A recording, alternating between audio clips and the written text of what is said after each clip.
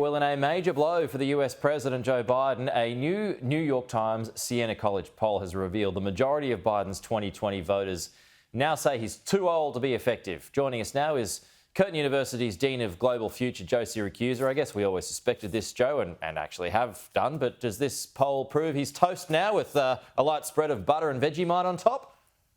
Oh, yes, Pete. Good morning. Look, Joe Biden is gone. This poll, and I take the New York Times Siena poll very seriously, has Donald Trump winning by 5 points if the election were held today.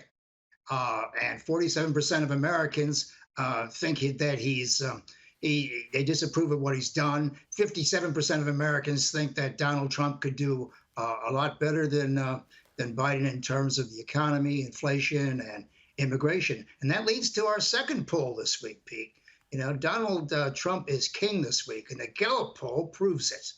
It shows that the number one issue in American life today is immigration. It's gone from 20 to 28%. And as you can see from the Biden and the Trump dueling session down at the border, that Donald won that one hands down. I mean, it just looks like he can't handle it. Now, only 3% of Americans worry much about foreign policy. So, you know, we could discount the significance of dropping TV dinners on a beach in Gaza.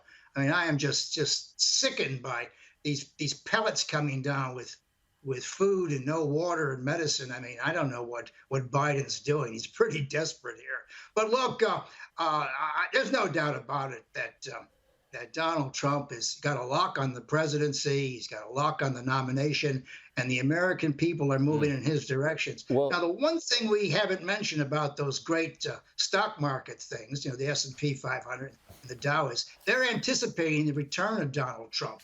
They've already factored in the Trump victory. So, you know, that hey, this is very important because they're waiting for this guy to come back and let the good times roll. Well, let's get back to let's break that up a little bit, Joe. Get back to the border, and here's the problem that Joe Biden's got is that his vice president Kamala Harris was supposedly the border czar, right? It was her one job was to fix the border, and she flopped on that, right? So they don't even have a backup there. It's plain sailing for Trump when it comes to the border.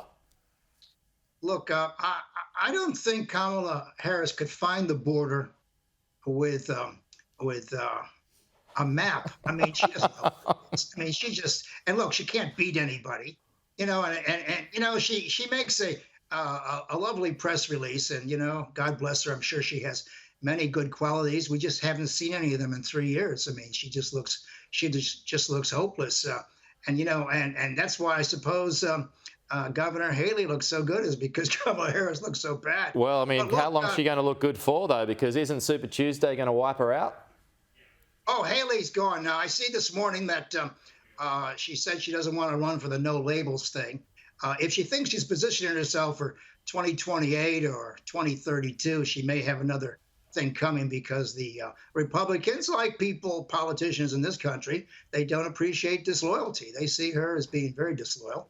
But look, there is nothing that's going to stop Donald Trump from getting reelected or running over his opponents. And look, he could have all the trials in the world. All the cases against him are unraveling. People who have made charges against him or who are running the campaigns against him, they're going to go to jail for lying and fooling around and all the rest of it.